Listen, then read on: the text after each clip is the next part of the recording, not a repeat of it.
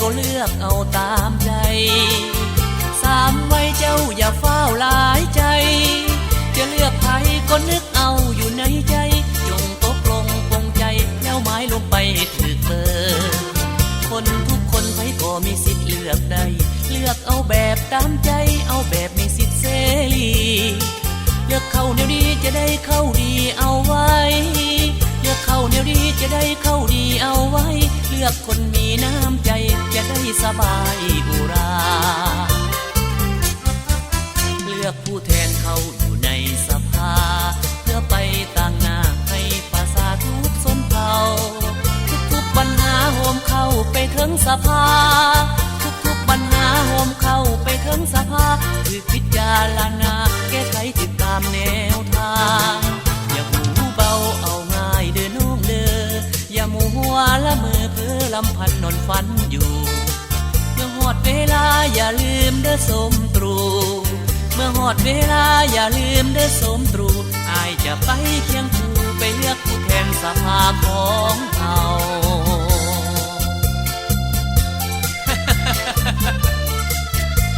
มักผู้ใดก็เลือกเอาสาน้องสาวอย่าหลายใจหลายเลือกให้ได้คนดีๆเด้อถ้าเลือกคือคนบ่ดีล่ะ ลากได้เลือกเอาเลือกเอาเลือกเอาจะเลือกคนใดก็เลือกเอาตามใจสามไว้เจ้าอย่าเฝ้าหลายใจจะเลือกใครก็นึกเอาอยู่ในใจจงตกลงปลงใจแล้วหมายลงไปให้ถึกเบอร์คนทุกคนไผก็มีสิทธิ์เลือกได้เลือกเอาแบบตามใจเอาแบบมีสิทธิ์เสรีเลือกเข้าแนวดีจะได้เข้าดีเอาไว้เลือกเข้าแนวดีจะได้เข้าดีเอาไว้เลือกคนมีน้ำใจจะได้สบายอุราเลือกผู้แทนเขาอยู่ในสภาเพื่อไปต่างหน้าให้ประชาทุกชนเผ่าทุกปัญหาโหมเข้าไปถึงสภาทุกปัญหาโหมเข้าไปถึงสภาคือพิจารณาแก้ไขติดตามแนวทางอย่าหูเบาเอาง่ายเด้อน้องเด้ออย่ามัวละเมอเพ้อลำพันนอนฝันอยู่เมื่อหอดเวลาอย่าลืมเด้อสมตรูเมื่อหอดเวลาอย่าลืมเด้อสมตรูอายจะไปเคียงคู่ไปเลือกผู้แทนสภาของเรา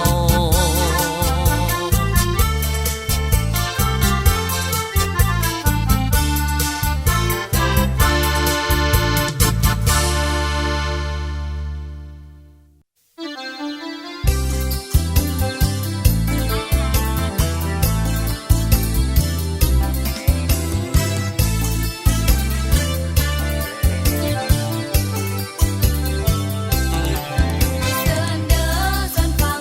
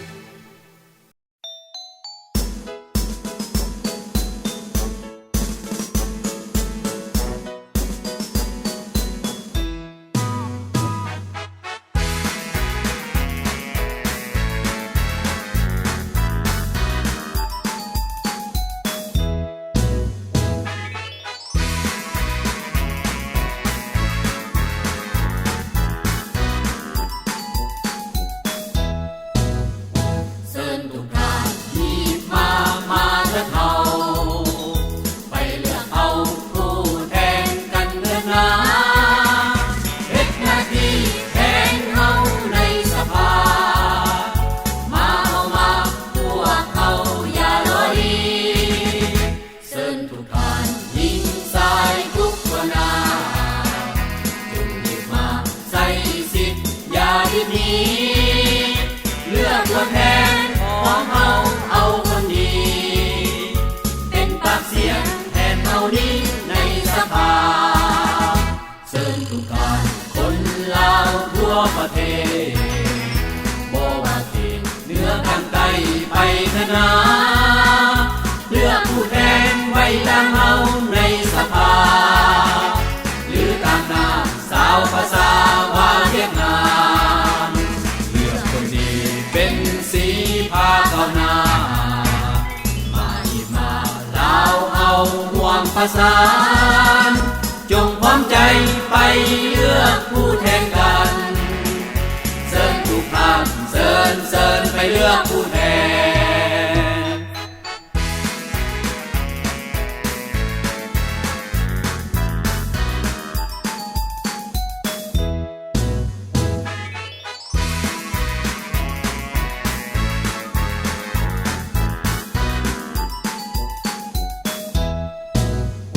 เชิญทุกท่านรีบมาเลือกเอาไปเลือกเอาผู้แทนกันเถิดนะเฮ็ดหน้าที่แทนเฮาในสภามาพวกเฮาอย่ารอลีเชิญทุกท่านยิงสายทุกวันนาจงรีบมาใส่สิทธิ์อย่ารีบหนีเลือกตัวแทนของเฮาเอาคนดีเป็นปากเสียงแทนเฮานี้ในสภาเชิญทุกการคนลาวทั่วประเทศบ่ว่าเขตเหนือกลางใต้ไปเถอะนะเลือกผู้แทนไว้ตามเฮาในสภาหรือตามหน้าสาวภาษาวาเวียดนามเลือกคนดีเป็นสีพาก้าวหน้ามาอีมาลาวเอาห่วงประสานจงพร้อมใจไปเลือกผู้แทนกันเชิญทุกท่านเชิญไปเลือกผู้แทนเชิญทุกท่านเชิญไปเลือกผู้แทนเชิญทุกท่านเชิญไปเลือกผู้แทนเชิญทุกท่านเชิญไปเลือกผู้แทน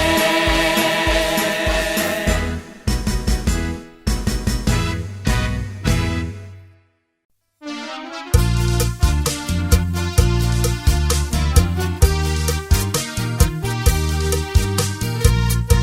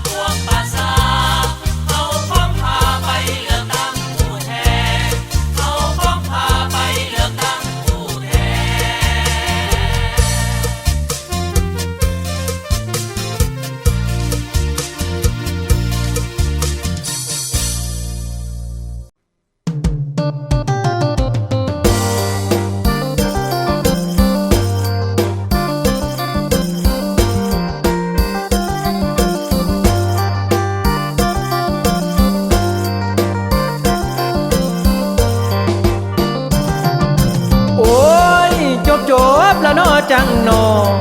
งามงามละโนจังโนเอาไผเด้มันจังสี่ของมาเอาแฟนละโนนาคอเอาอายละแม่นผู้ลำเด้อกะโมรอเอ้ยอะเกยละเกยอะเกยอะเกยละกะโมเลือเอ้ยยั่วยั่วยั่วยั่วอะยั่วยั่วยั่วยั่ว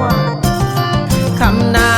งให้ฟังพี่ชายลำเบาให้ไปเลือกเอาผู้แทนไว้ก่อนเป็นตัวแทนเอ้ยเจ้าพี่น้องตั้งหน้าผ่าพองเฮาอยู่สาผาเด้อเด้อแซมอายเอ้ยฮึบฮึบฮึบฮึบฮึบฮึบยั่วยั่วยั่วยั่วกะโมรผู้แทนแขวงกะให้เลือกไว้เพื่อหับใส่พี่น้องท้องถิ่นสร้างดินแดนเอ้ยโนดันดาวเฮาให้หงเรืองเจริญเด้อเด้อกำแพงเอ้ยฮึบฮึบฮึบฮึบฮึบฮึบคนฟังผู้แทนเขตละโนเลือกตั้งก็ให้ผู้ฟังนั้นเจ้าเลือกอีกอย่าสุคิดอันเจ้าลีกลีถือเบาขานนั้นมันบ่ดีได้แต่ได้ภาษาเฮาเอ้ยยั่วยั่วยั่วยั่วอ่ะเปลือบเปลือบเปลือบเปลือบ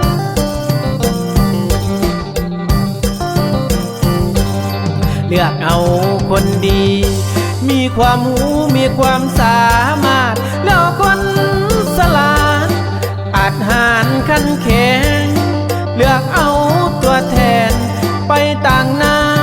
เบิ่งแยงเพื่อจะได้แถลงความมุ่งหวังของประชาผู้แทนดีพามีสีแก่ซากาเฮ็ดเด็ดขาดภาษาดงศรีวิไลภาษาต้องการผู้แทนขานหับใสหับห้องกฎหมายหับห้องนี้ตีกรรม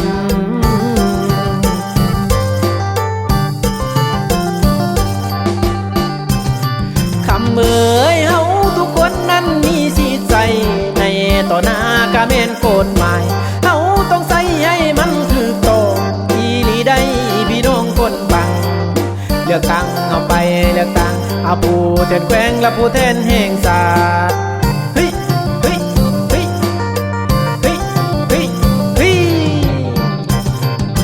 โอ้ยตั้งไว้กำละมาถึงนี้สี่ขอลาอันเจ้าลงก่อนขอไว้พรพ่อแม่พี่น้องยืนมันอันคู่สู่คนเด้อเด้อคนฟังเอ้ยอย่าเจอตั้งวายอย่าเจ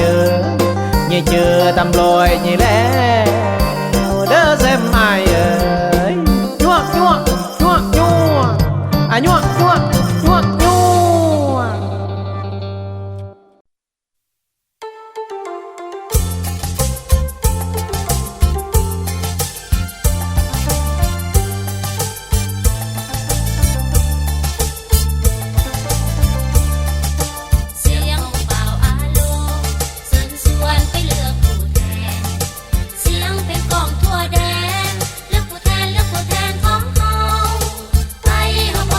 ไป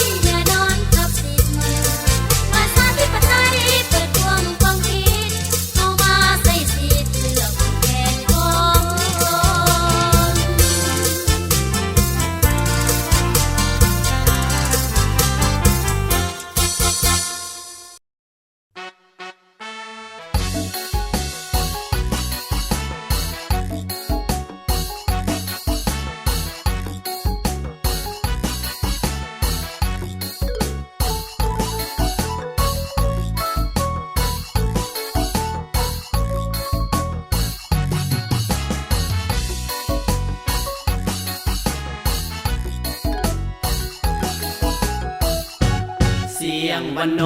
ไซโยมวนซืนดังโฟดฟืนทั่วแผ่นแดนลาว เสียงวันโนสยโยบอกข่าว ดังเตือนเปล่าให้พวกเขาไป เอาสิไปใส่เฮานาเท่าโว้ย อ้าวก็สิไปปอนบ้านเลือกกูแค้นละบ่เท้าบอกลูกบอกหลานเด้อเด้อ โอ้แน่นอนแน่นอน เสียงดนตรีมโหรีดังก้องเตือนเป่าห้องพี่น้องเฮาสน อย่านอนหลับทับสิทธิ์ของตน อย่านอนหลับทับสิทธิ์ของตนสาวลาวทุกคนจงไปเลือกผู้แทน เสียงวันโนไซโยมวนซืนดังโฟดฟืนทั่วแผ่นแดนลาว เสียงวันโนสยโยบอกข่าว ดังเตือนเปล่าให้พวกเขาไป ไปไปเลือกผู้แทน ไปเลือกตั้งผู้แทน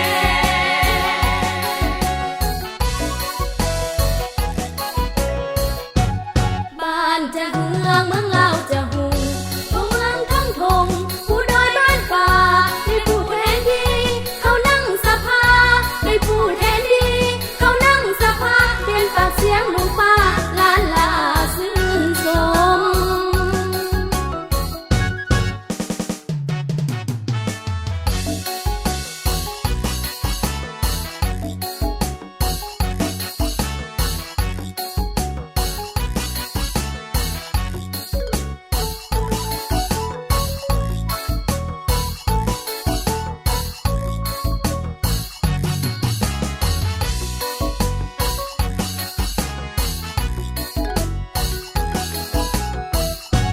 เสียงวันโนไซโยมวนซืนดังโฟดฟืนทั่วแผ่นแดนลาว เสียงวันโนสยโยบอกข่าว ดังเตือนเปล่าให้พวกเขาไป เอาสิไปใส่เฮานาเท่าโว้ย อ้าวก็สิไปปอนบ้านเลือกกูแค้นละบ่เท้าบอกลูกบอกหลานเด้อเด้อ โอ้แน่นอนแน่นอน เสียงดนตรีมโหรีดังก้องเตือนเป่าห้องพี่น้องเฮาสน อย่านอนหลับทับสิทธิ์ของตน อย่านอนหลับทับสิทธิ์ของตนสาวลาวทุกคนจงไปเลือกผู้แท